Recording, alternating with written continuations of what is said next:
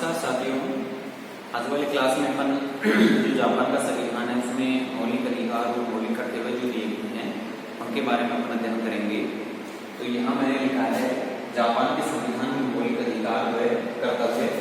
फिर यहाँ जो है अधिकार दिए गए हैं जापान में नागरिकों के अधिकार, समानता का अधिकार, स्वतंत्रता का अधिकार है, धार्मिक स्वतंत्रता का अधिकार है, शोषण के विरुद्ध अधिकार है, शिक्षा का अधिकार है, न्यूनतम जीवन स्तर, संपत्ति का अधिकार, आर्थिक अधिकार, राजनीतिक अधिकार।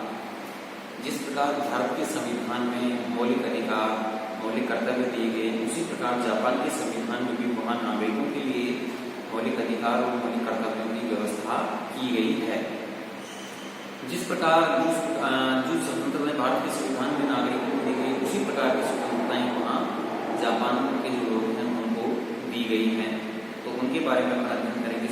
पिछले वाली क्लास में अपन ने जो जापान के संविधान की विशेषताएं हैं, वहाँ संविधान का निर्माण हुआ, संवैधानिक विकास जो हुआ है उसके बारे में अपन ने अध्ययन किया। तो यहाँ अपन देखते हैं कि जापान के संविधान में मौलिक अधिकार, तो जो जापान के संविधान में मौलिक अधिकार दिए गए हैं वह अनुच्छेद 30 से 40 तक इन अधिकारों का विस्तृत विवरण दिया गया है। तो जो जापान है, जापान एक आधुनिकतम विकसित राज्य जहाँ संयुक्त राज्य अमेरिका और ब्रिटेन की शासन व्यवस्था का अद्भुत समागम है। अधिकारों के क्षेत्र में भी इन्हीं देशों की मिलीजुली छाप मिलती है। जापान के संविधान में एक संपूर्ण अध्याय यानी कि अध्याय 3 नागरिक अधिकारों की विवेचना के लिए रखा गया है। यानी कि अध्याय 3 में जो है वो नागरिक अधिकारों के लिए ही है। यानी कि आपसे पूछा जाए मौलिक अधिकार, तो अध्याय 3 में अनुच्छेद 30 से 40 तक इन अधिकारों का विस्तृत विवरण दिया गया है। तो सबसे पहले तो बात कर रहे हैं कि समानता का अधिकार, यानी कि सभी लोगों को समानता होनी चाहिए धर्म, लिंग, जाति, वर्ग के आधार पर।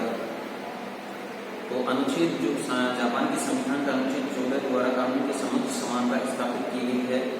रंग, जाति, लिंग, पारिवारिक विशेषता, सामाजिक स्तर के आधार पर राजनीतिक, आर्थिक तथा सार्वजनिक जीवन में कोई भेदभाव नहीं किया जाएगा। यानी कि रंग, जाति, लिंग, व्यापारिक विशेषता या सार्वजनिक जीवन में किसी प्रकार का भेदभाव नहीं किया जाएगा। यह पद्धति समाप्त की जा चुकी सामंत और सामंतवाद को भी कोई मान्यता नहीं दी जाएगी। वंशानुगत आधार पर कोई सम्मान, पुरस्कार व राज्य प्रदान नहीं किया जाएगा। यानी कि इस प्रकार की जो लोगों के साथ भेदभाव की जो व्यवस्था है उसको समाप्त किया गया है। इस प्रकार से जो इस प्रकार में भारत में भी लगभग यही कारण है समानता के जो दिए गए हैं, और उसी प्रकार जापान के संविधान में भी है। दूसरा अपन बात करते हैं स्वतंत्रता का अधिकार, यानी कि जैसे भारत में लोगों को विभिन्न प्रकार के अनुच्छेद 19 के तहत विभिन्न प्रकार की स्वतंत्रताएं दी गई हैं, तो उसी प्रकार जो जापान के संविधान में भी स्वतंत्रताएं दी गई हैं। अनुच्छेद 19 यानी कि जापान के संविधान में भी अनुच्छेद 19 में ये बात कही गई है। अनुच्छेद 19 में कहा गया है कि लोगों के विचारों तथा अंतःकरण की स्वतंत्रता का उल्लंघन नहीं किया जाएगा। फिर अनुच्छेद 21 में के अनुसार नागरिकों को समुदाय बनाने, भाषण देने और प्रेस की सरकार की आलोचना करने का अधिकार दिया गया है। यानी कि जिस प्रकार से भारत के संविधान में विचार एवं अभिव्यक्ति की स्वतंत्रता लोगों को दी गई है, उसी प्रकार जापान के संविधान में भी इस प्रकार की स्वतंत्रता दी गई है। संचार के साधनों द्वारा व्यक्तिगत गोपनीयता को नष्ट नहीं किया जाएगा। प्रत्येक व्यक्ति को विदेश जाने तथा विदेशी नागरिकता स्वीकार करने का भी अधिकार वहाँ दिया गया है। तो इस प्रकार की विभिन्न प्रकार की स्वतंत्रताएं वहाँ दी गई हैं। तीसरी स्वतंत्रता की हम बात करते हैं, धार्मिक स्वतंत्रता का अधिकार, यानी कि कोई व्यक्ति किसी भी धर्म को मान सकता है, किसी भी धर्म का पालन कर सकता है, किसी भी धर्म का वो प्रचार कर सकता है। आदि व्यवस्था भारत के संदर्भ में भी यही है और जापान के संदर्भ में भी यही है। ये बात कही गई है अनुच्छेद 20 में। अनुच्छेद 20 द्वारा धार्मिक स्वतंत्रता का अधिकार प्रदान किया गया है। संविधान ने लोगों को अंतःकरण की स्वतंत्रता दी है। राज्य द्वारा किसी भी धार्मिक संगठन को विशेष संरक्षण प्रदान नहीं किया जा सकता। किसी भी व्यक्ति को किसी धार्मिक कार्य, समारोह, रीति में भाग लेने के लिए बाध्य नहीं किया जा सकता। यानी कि धर्म के लिए किसी व्यक्ति को बाध्य नहीं किया जा सकता। राज्य द्वारा धार्मिक शिक्षा प्रदान करने का निषेध, यानी कि किसी विशेष धर्म की अलग से शिक्षा नहीं दी जाएगी। तो इस प्रकार जो है धार्मिक शिक्षा के बारे में प्रावधान किया गया है। नंबर 4 की बात करते हैं, शोषण के विरुद्ध अधिकार, यानी कि किसी व्यक्ति का शोषण नहीं किया जा सकता किसी भी प्रकार से। तो ये बात कही गई है अनुच्छेद 18। अनुच्छेद 18 के अनुसार नागरिकों से उनकी इच्छा के विरुद्ध बलपूर्वक लिया हुआ श्रम अपराध माना गया है। किसी से बलपूर्वक रुपए पैसे नहीं लिए जा सकते, जो विधि के अनुसार दंडित होगा। दास प्रथा को समाप्त कर दिया गया है तथा अनुच्छेद 27 द्वारा बच्चों के शोषण पर प्रतिबंध लगा दिया गया है। इस प्रकार से भारत में 14 वर्ष से कम उम्र के बच्चे कल कारखानों में, मशीनरी में, होटल ढाबों पर काम नहीं कर सकते। उसी प्रकार जो है जापान में भी बाल श्रम पर अंकुश लगाया गया है। फिर अपन बात करते हैं शिक्षा का अधिकार। शिक्षा का अधिकार यानी सभी लोगों को शिक्षा का अधिकार बना दिया गया है। अनुच्छेद 26 के अनुसार जापानी जो नागरिकों को योग्यता अनुसार शिक्षा प्राप्त करने का अधिकार दिया गया है। माता पिता का यह कर्तव्य होगा कि उनकी संतान सामान्य शिक्षा ग्रहण करे। इस प्रकार से ये भारत में भी दिया गया है अनुच्छेद 21 के तहत शिक्षा प्राप्ति का अधिकार। अनिवार्य शिक्षा मुक्त है। उच्च स्तरीय शिक्षा प्रत्येक योग्य व्यक्ति बिना किसी भेदभाव के ग्रहण कर सकता है। तो शिक्षा का अधिकार दिया गया है। न्यूनतम जीवन स्तर यानी कि उसके लिए अनुच्छेद 25 में ये व्यवस्था की गई कि समस्त प्रजाजनों को सांस्कृतिक जीवन के लिए न्यूनतम स्तर को बनाए रखने का अधिकार होगा। यानी कि वो अपनी कला संस्कृति को जीवित रखने के लिए ऐसे उपाय करेंगे जिसकी परंपरा जीवित रहे। इस समय जीवन के प्रत्येक क्षेत्र में राज्य का यह कर्तव्य होगा कि वह समाज कल्याण, सामाजिक सुरक्षा तथा सार्वजनिक स्वास्थ्य में उत्तरोत्तर प्रगति करने का अविरम प्रयास वो करता रहे। फिर अपना नंबर 7 की बात करते हैं संपत्ति का अधिकार, यानी कि लोगों को संपत्ति का अधिकार रखने का अधिकार है। तो भारत में 44वें संविधान संशोधन द्वारा इसको हटा दिया गया है कि संपत्ति का अधिकार भारत के मौलिक अधिकारों में शामिल नहीं है, बल्कि जापान के संदर्भ में बात करें तो वहां संपत्ति का अधिकार लोगों को दिया गया है। अनुच्छेद 29 के अनुसार लोगों को संपत्ति रखने का अलंघनीय अधिकार है, लेकिन सार्वजनिक कल्याण हेतु राज्य को संपत्ति की सीमा के निर्धारण और जनता पर कराधान के अधिकार होंगे। यानी कि जनता पर टैक्स भी लगाया जा सकता है। सार्वजनिक उद्देश्य की पूर्ति हेतु बिना मुआवजा दिए किसी की संपत्ति को राज्य हस्तगत नहीं कर सकता। यानी कि जैसे मान लीजिए किसी व्यक्ति को सार्वजनिक निजी संपत्ति को राज्य अधिग्रहण कर रहा है तो उसको सार्वजनिक मुआवजा देना ही होगा। इसके बिना राज्य जो है उस पर कब्जा नहीं कर सकता। नंबर 8 की बात करते हैं आर्थिक अधिकार। आर्थिक अधिकार यानी कि अर्थ से संबंधित उनको अधिकार दिए गए हैं। आर्थिक और सामाजिक सुरक्षा के क्षेत्र में भी व्यापक स्वतंत्रताओं की प्रत्याभूति की गई है। प्रत्येक व्यक्ति को काम करने और काम पाने का अधिकार है।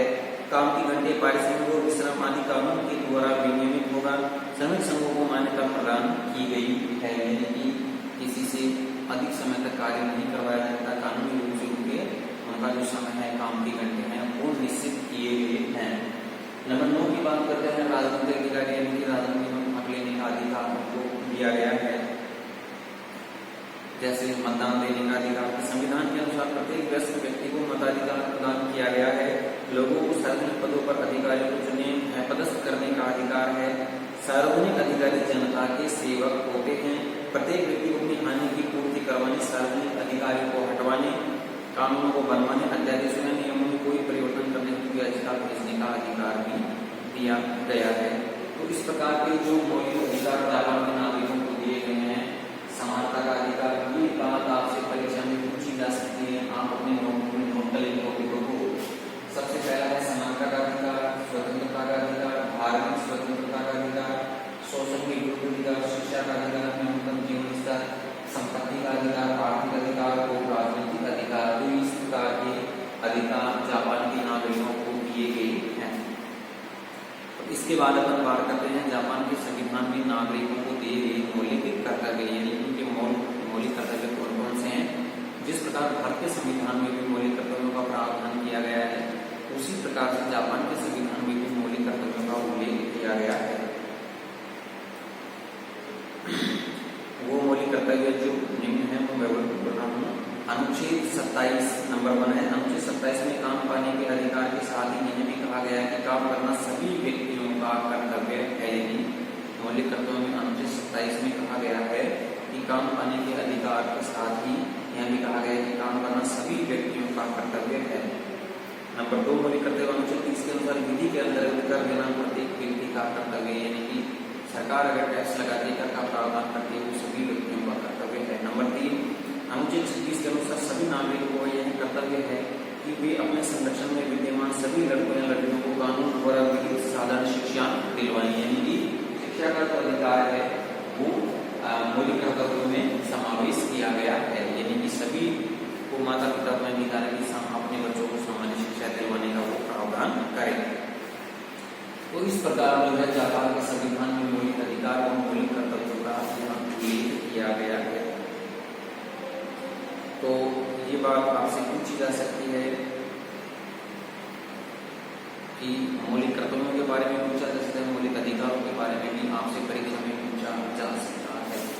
अगर अपन आगे वाले टॉपिक पे अपन बात करते हैं कि जापान में सम्राट, अब देखिए जिस प्रकार से ब्रिटेन में सम्राट है उसी प्रकार जापान में भी सम्राट है, तो उसके क्या कर्तव्य हैं, कौन से अधिकार उसको दिए गए हैं, इसके संदर्भ में अपन बात करेंगे। तो वो कौन से अपन देखते हैं यहाँ। देखिए यहाँ हम बात करते हैं कि जापान में सम्राट जो है और सम्राट के कौन से कार्य अधिकार है उसके बारे में हम चर्चा करेंगे। जो मेजी संविधान था, जापान के संविधान का जो प्राचीन रूप या पुराना संविधान जिसे कहते हैं, उसमें सम्राट को बहुत सी शक्तियां अधिकार प्राप्त है।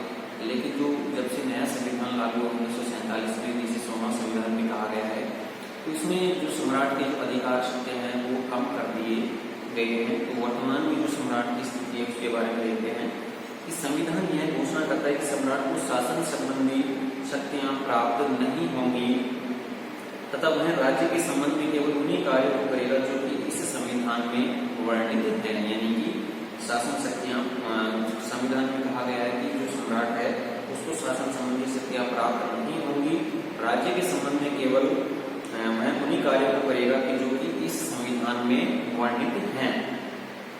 संविधान के 30वें अनुच्छेद में कहा गया है कि राज्य के समस्त मामलों में सम्राट के लिए मंत्रिमंडल की सलाह तथा स्वीकृति आवश्यक होगी। यानी कि अब जब नया संविधान लागू हो गया है उसमें अनुच्छेद 3 में व्यवस्था की गई है कि जो सम्राट अपनी मर्जी से कार्य नहीं करेगा वह मंत्रिमंडल की सलाह के अनुसार ही कार्य करेगा।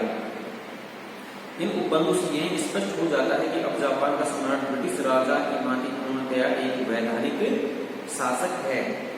1 जनवरी 1946 को सुप्रसिद्ध घोषणा में सम्राट हिरोहितो ने स्वयं लोकतंत्रीकरण को स्वीकार किया था कि स्वेच्छा से कोई कार्य नहीं।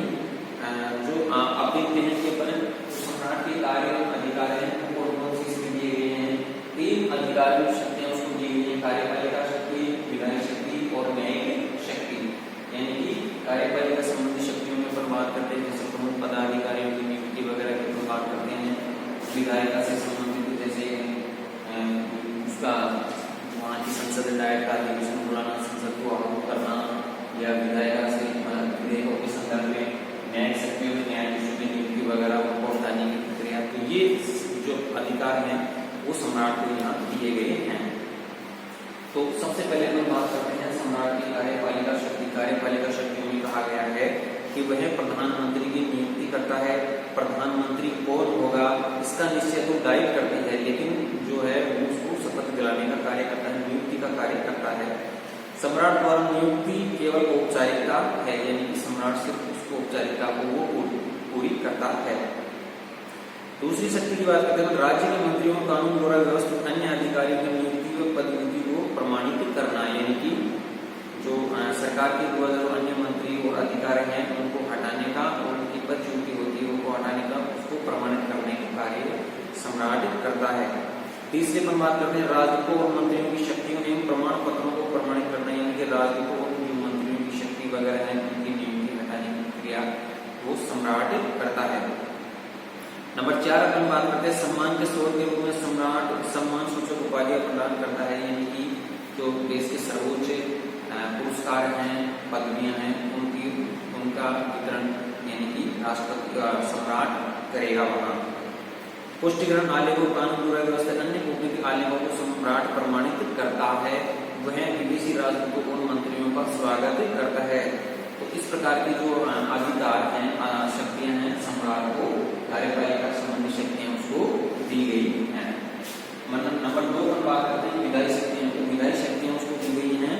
सम्राट डायरेक्ट के सत्र बुलाता है। कार्यकाल की समाप्ति पर प्रधानमंत्री की सिफारिश पर प्रत्येक को भंग करने का कार्य करता है। यानी कि विधायी शक्तियों के संदर्भ में अपन बात करते हैं, जो सम्राट है वो डाइट का सत्र बुलाता है, कार्यकाल की समाप्ति पर प्रधानमंत्री की सिफारिश पर प्रतिनिधि सभा को भंग करता है। यानी कि जैसे मान लीजिए प्रतिनिधि सभा का सत्र चल रहा है तो उसको बंद करने का कार्य कौन करेगा? सम्राट, लेकिन वो प्रधानमंत्री की सिफारिश से करेगा। नंबर 30 उसकी विधायी शक्ति डाइट के सदस्यों के कानून चुनावों की वो घोषणा करता है।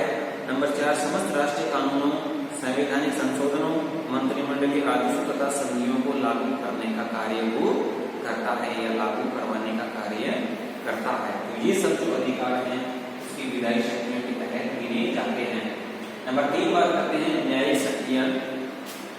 न्यायिक शक्तियों में न्यायिक क्षेत्र में मंत्रिमंडल द्वारा अनुमोदित व्यक्ति को सर्वोच्च न्यायालय के मुख्य न्यायाधीश के रूप में वो नियुक्त करता है। यानी कि जापान का जो सर्वोच्च न्यायालय उसके मुख्य न्यायाधीश की नियुक्ति सम्राट करता है, लेकिन मंत्रिमंडल और प्रधानमंत्री के सिफारिश के आधार पर उस नाम की पुष्टि होती है। उसके बाद उसको नियुक्ति का जो कार्य है वो सम्राट के द्वारा किया जाता है। तथा सामान्य विशेष प्रकार के क्षमादान, दंड को कम करना, निलंबित करने या अधिकारों को पुनः प्रदान करने के आदेशों को प्रमाणित करना, यानी कि वो सम्राट जो है उसको किसी व्यक्ति को जैसे मान लीजिए मृत्यु दंड प्राप्त हुआ है उसके दंड को कम करना या क्षमा करना आदि अधिकार भी सम्राट को दिए गए हैं। उस प्रकार की जो है न्यायिक अधिकार और शक्तियां दी गई हैं। 3 प्रकार की शक्तियां अधिकार है। अगर आपको एग्जाम में पूछा जाता है कार्यपालिका से संबंधित शक्तियां, विधायी शक्तियां और न्यायिक शक्तियां। अब जो वर्तमान में है जापान का जो सम्राट है उसकी क्या स्थिति है? जापान के सम्राट की स्थिति तो 3 बिंदुओं पर अपन यहाँ चर्चा करते हैं कि अब सम्राट विशुद्ध रूप से एक वैधानिक शासक है, अब सम्राट एक अनुदान प्रतीकात्मक है और जापान में सम्राट के पद की महत्ता जो है वो है क्या है, उसके बारे में अपन चर्चा करते हैं कि जापान में सम्राट की स्थिति। तो नंबर पहला बिंदु कि अब सम्राट विशुद्ध रूप से एक वैधानिक शासक बन गया है। तो नवीन संविधान के अंतर्गत सम्राट का पद शक्ति का पद न रहकर एक वैधानिक अध्यक्ष का पद ही रह गया है। यानी कि पुराना जो संविधान है, मैगी संविधान, उसमें सम्राट को बहुत से अधिकार और शक्तियां दी गई हैं, लेकिन नए संविधान में सिर्फ उसको एक वैधानिक बना दिया गया है, उसके पास इतने अधिकार और शक्तियां नहीं है। सम्राट अब शासन का अध्यक्ष न रहकर राज्य का प्रतीक मात्र है। अब राज्य की सर्वोच्च सत्ता सम्राट में निहित न रहकर प्रजाजनों में निहित है। यानी कि सर्वोच्च सत्ता सम्राट में निहित नहीं है।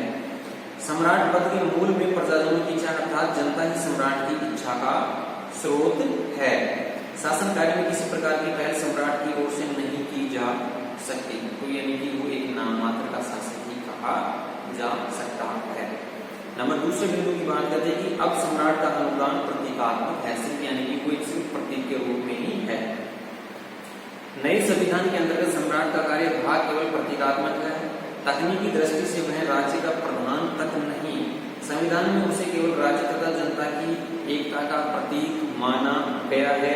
नए संविधान में सम्राट की प्रतीकात्मक तथा वैधानिक स्थिति यानगा के इन शब्दों में प्रकट होती है। यानी कि एक विचार का यानगा वो क्या कहते हैं सम्राट के बारे में कि यह अब पहले से भी अधिक स्पष्ट है कि सम्राट राज्य करता है न कि शासन। यानी कि सम्राट अब शासन नहीं करता।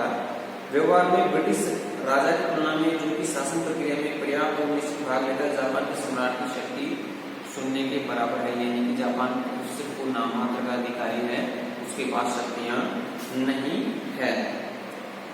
जापान में सम्राट राजनीतिक प्रश्नों पर सार्वजनिक रूप से अपना मत प्रकट नहीं कर सकता और न ही प्रशासन संबंधी महत्वपूर्ण निर्णयों को करने में संवैधानिक रूप से अपने प्रभाव का प्रयोग कर सकता है। यानी कि उसके पास इतना पावर नहीं है कि वो अपना किसी प्रकार का मत प्रकट कर सके। जापानी सम्राट केवल उन्हीं कृत्यों को करता है जिनका संविधान में स्पष्ट रूप से उल्लेख किया गया है या स्पष्ट रूप से उल्लेख किया गया है, और ये कार्य केवल जनता के नाम पर करता है जिसमें संप्रभुता का निवास है। यानी कि जापान में जो है जनता को सर्वे सर्वा माना गया, संप्रभुता जो है जनता में निवास करती है। तीसरी अपन बात करते हैं कि जापान में सम्राट के पद की महत्ता, यानी कि क्या अभी भी जापान का जो सम्राट का जो पद है उसकी क्या महत्ता है अभी भी, उसके बारे में है कि जो जापान का जो सम्राट है वो विश्व के शक्तिहीन राज्य के अध्यक्षों में से एक है। वह राज्य का केवल आलंकारिक प्रधान है। उसका संबंध केवल राज्य के औपचारिक कार्यों से है। शासन के मामलों में वह दखल नहीं दे सकता। वह स्वेच्छा से कोई कार्य नहीं करता। इसका अर्थ यह है कि जापान की संवैधानिक प्रणाली में सम्राट का पद व्यर्थ है। संसदीय शासन होने के कारण यह पद अपरिहार्य है। जापान के सम्राट का नैतिक प्रभाव अविशेष और उसका अपने देश में बहुत आदर सम्मान होता है। इसका तात्पर्य ये नहीं है कि जैसे मान लीजिए सम्राट के पद का कोई कार्य नहीं है तो वो पद समाप्त हो जाएगा, लेकिन अभी भी जो जापान का जो संविधान है उसमें सम्राट का बहुत ही आदर सम्मान है वहाँ के लोगों में अभी भी। जापानियों का अपने सम्राट के साथ ऐसी भावुकता का संबंध है जिसे मापा नहीं जा सकता। जापान के इतिहास में सम्राट की स्थिति नैतिक और आध्यात्मिक शक्ति के रूप में सदैव ही उत्तम रही है और आज भी है, यानी कि जनता के साथ उसका जो लगाव है, जुड़ाव है, वो आज भी लगातार बना हुआ है। अब जैसे अपन देखते हैं कि ब्रिटेन का सम्राट है और जापान का जो सम्राट है उसमें क्या अंतर है, वो अपन देखते हैं कि इंग्लैंड में सीमित राजतंत्र की स्थापना हो चुकी है और पूर्ण लोकतंत्र का विकास हो गया है। तो जापान में भी सीमित राजतंत्र की स्थापना हो चुकी है और पूर्ण लोकतंत्र का विकास हो चुका है। इंग्लैंड में जो राजा है वो राष्ट्र तथा साम्राज्य की एकता का प्रतीक माना जाता है। वहीं जापान में भी सम्राट जो है राष्ट्र की एकता के प्रतीक माने जाते हैं। यानी कि बहुत कम अंतर देखने को मिलता है जापान के सम्राट में और जो है ब्रिटेन के सम्राट में। तो ये एक तरह से आपको मोटा मोटा पूछा जा सकता है सम्राट के विषय में कि कौन से अधिकार उसको दिए गए हैं। एक बार मैं यहाँ दोबारा से एक बार रिपीट करना चाहूंगा कि जो सम्राट के अधिकार है, कार्यपालिका संबंधी शक्तियां हैं, विधायी शक्तियां उसको, न्यायिक शक्तियां उसको दी गई हैं। और जो सम्राट की जो स्थिति है वो अब सम्राट विशेष रूप से एक वैधानिक शासक अभी भी है, राज्य का वो प्रतीकात्मक है। सम्राट के पद का महत्व आज भी लगातार बना हुआ है।